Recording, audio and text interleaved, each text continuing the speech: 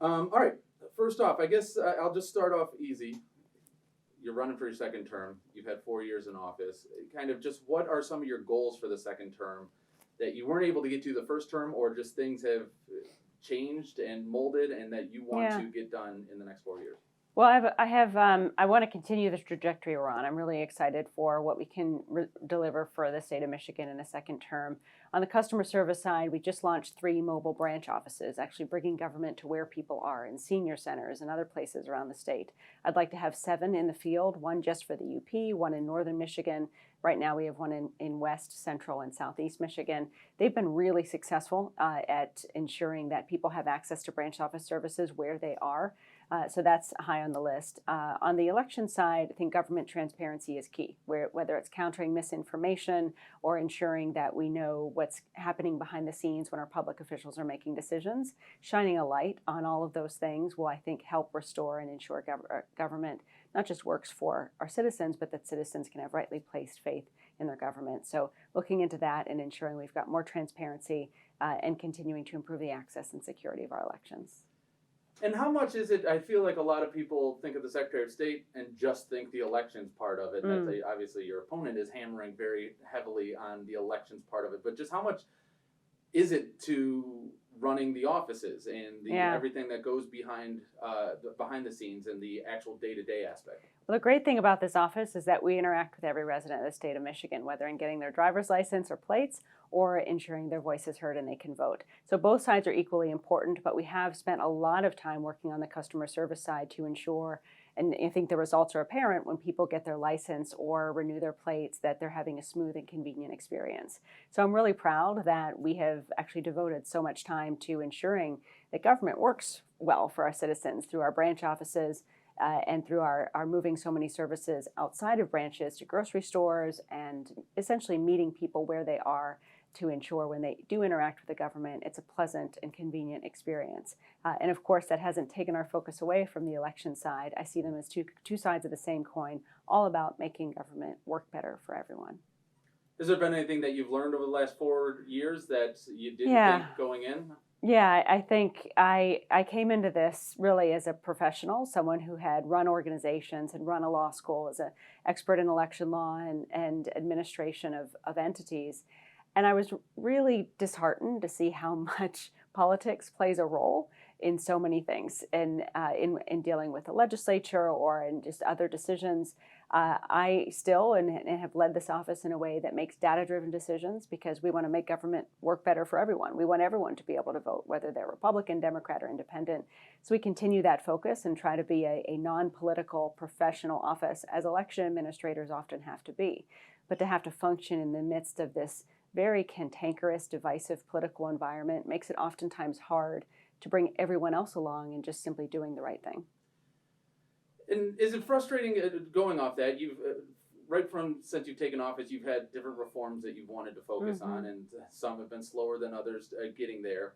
And specifically, you've had pushback from former secretaries of state that were in your position that would have benefited from these same changes, but now they're pushing back. I mean, is that frustrating? I mean, is it something that can just be written off as politics as usual, and we have to figure out how to make it work, or what can we do when everyone's screaming about election reform, but we're butting heads on? Yeah, and yet one of the things that my predecessor said to me during the transition was that we agree on far more things than we disagree on, and so I hope we can get back to that because I think we can do a lot of work together, and that's certainly my hope. I have no interest in sort of the cantankerous nature of partisanship, but much more interest in getting things done and finding compromise and solutions together. So another hope for my second term is to be able to build those bridges more effectively and ensure we're working together, because we all have work that we can bring to the table, and much of the solutions we want to deliver for the residents of Michigan should and are aligned. So if we can put politics and partisanship aside and try to move forward together, I'm optimistic we can get more done. And I want to ask you about your opponent's lawsuit that she pushed forward in Detroit too, because it does sound like on its surface she wants to stop absentee voting in just the city of Detroit. I mean, can you address that kind of? what she's claiming and how that just isn't possible? Well, yeah, I'll say two things. One, it's egregious that anyone, particularly someone seeking to be the chief election officer for the state of Michigan or any state, would seek to invalidate the valid votes and silence the voices of any citizens in this state. So it's quite egregious, quite appalling. But that said, we also have to recognize we're 7 days out of an election. We're in an era where lawsuits are often filed, even though they don't have merit, to further a PR strategy or to get one's name, in the news a little bit more. And so I think we also have to look at it for what it may be, more of a PR strategy than a meritful lawsuit. But I have full faith in the courts to see through any type of strategy like that and ensure, again, that every resident has a right to vote absentee and every valid vote is counted in our state. And you've kind of touched on it, but it's also been, we're in an era of misinformation. Yeah. And there's been so many questions about signatures and valid and checking and how that's not a legitimate way of doing it. But it seems like a lot of the complaints that we hear, there are legitimate answers out there, and there have been given. And like in 2022, 2020, you said beforehand it's going to take a while to count these ballots, and then all of a sudden they find it suspicious that it took a long time to count the ballots. So I mean, I've asked you how frustrating it is, but how do you combat that kind of trying to get out in front of them, the questions they're going to have, and the answers you have, but people just not willing to hear them? I think the most important thing is transparency, to basically open the doors and say, look, this is how we operate. Because the more scrutiny and the more folks look at the process, the more most will see, if they're looking at the facts and the data and the evidence, that we actually have several secure layers of security in place, several secure protocols in place to ensure that every valid vote and only valid votes are counted. And it's something that we've actually improved on as an elections community. We work even more closely with the clerks than ever before to ensure with every election we're getting more and more secure, more and more transparent, and more effective at securely and efficiently tabulating every valid vote. So in the midst of all this misinformation, we're working, and many clerks have really doubled down on becoming more transparent than ever, inviting the public to see the public accuracy tests of the machines prior to the election. And we're getting out in front more of rumors and conjecture so that citizens know the truth about their ballots and their rights before the misinformation may hit them. All that said, we're in the middle of a battle of truth versus lies, and it's manifesting itself in lots of different ways in elections. And so it's a battle we'll continue to fight. But I like to look at the bright side, and that is our system has become much more transparent. Our clerks are working harder than ever before to ensure citizens know the security of their vote. And at the end of the day, we have more people looking at the process than ever before. And in my view, that engages more people in democracy, and I hope helps us emerge from this moment with a healthier and more robust democracy than ever before. Can you quickly, I mean, I know it's a complicated thing, but it's a question it's an aspect that gets questioned a lot. The qualified voter file. Yeah. We keep hearing it's a living document. It's getting cleaned up, but then that's always used as a look at these numbers compared to ballots. How does that work, and how is it maintained to make sure that dead people aren't voting? Well, every week we at the state level and clerks at the local level connect with various different records of people moving out of state or becoming otherwise ineligible to vote, passing away, death records, Social Security records. Every record that could indicate someone's position might move from being an active to an inactive voter. And with those consistent updates, again, at the state and local level, we're able to increase the accuracy of our list.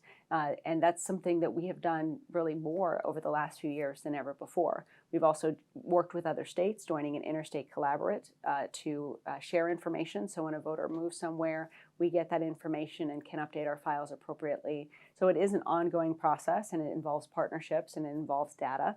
But it also is taking place in the midst of this misinformation era, where a lot of people will compile lists and say there's this many people who are ineligible. They'll never share that list with us, because certainly we welcome any valid evidence that someone's ineligible so that we can work through that. But at the same time, we'll use lists to then file lawsuits that are, again, more PR strategy than a litigation strategy, or try to increase doubt in our elections process, when the truth is we're doing more than ever before and that's ever been done in this state to increase the accuracy of our voter rolls. But we invite everyone to simply go to michigan.gov/vote, and we have a whole website dedicated to enumerating all the things we do on a regular basis to increase the accuracy of the rolls and ensure that ineligible citizens are within the confines of the law removed from the list, and eligible citizens are able to be on the list. So we'll make sure that we're still set up right. Yes.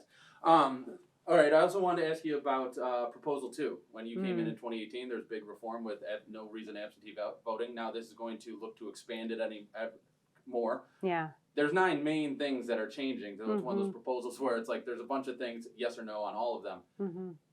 Are you a proponent of all 9 of the changes, or is there something that there's kind of a give and take that has to be there for something that might be more attractive, like early voting and whatnot? Well, as the chief election officer, I don't take any positions on proposals or candidates on elections that I'm overseeing, but at the same time, I am ready, and we are ready, to implement the changes should they be enacted by the voters, just as we did in 2019 when I took office. There was a whole collection of very significant changes to our election system that voters voted into law in 2018, and we implemented them all securely and effectively and quite efficiently. We'll do the same again if this proposal passes. On all 9 parts, we're ready to implement it. Yeah, I guess I walked into that one. That was and then I was going to ask, a lot of the things we hear as a reason for people denying elections is, this is America, we have a right to question. They also have a right to get that answer to that question, and what they do with it is what they do with it. Do you believe that's everyone has a right to question, to make sure things are done correctly, but then do you feel like you've answered all those questions completely? We welcome the scrutiny because I have faith in the security of our processes. What happens is oftentimes people, once having access to the truth, will still continue spreading lies and misinformation, in particular candidates and leaders who know better, who've seen the truth. And I'm grateful for folks like, State Senator Ed McBroom and other Republican and Democratic leaders who have looked at the evidence and then spoken the truth after affirming the results of the 2020 election, for example. We need more people to do that because the truth is there, the facts are there, and we welcome, again, the questions. We just hope that once they're answered, that people have, join us in spreading the truth and telling the truth to others, because everyone should have a rightly placed faith in their democracy, and we do a lot of work to ensure that they can, and we want more citizens to know that truth, and that's something that I'll be working hard to do and ensure in my second term. And then finally, as someone who knows the job, what would this look like under a Christina Caramo leadership, I guess? What would the process look like? I think we could see really 3 effects when someone who, in any state or in any office, won't tell the truth about a past election or whose track record is standing in the way of valid votes being counted. That means as a chief election officer, they may not be willing to support the certification of an election simply because they disagree with the results. They may issue confusing rules and procedures that makes it more difficult for citizens to vote and clerks to administer clean and secure elections. And above all, they may use this platform, which is a significant one, to spread misinformation at a time when we need secretaries of state and all officials to be trusted sources of the truth. So it would really be damaging on multiple levels to our democracy, and not just any part of the state, but really the entire state. Democrats, Republicans, Independents all deserve to have their voice heard and to have faith in their democracy and to know that the people they elect are going to tell them the truth and stand by the will of the people. That's what I've done throughout my tenure. That's what I'll continue to do as Secretary of State, and I'm proud of the record that I stand on that demonstrates that fact. That'll work. Anything else? No. That'll work. Cool.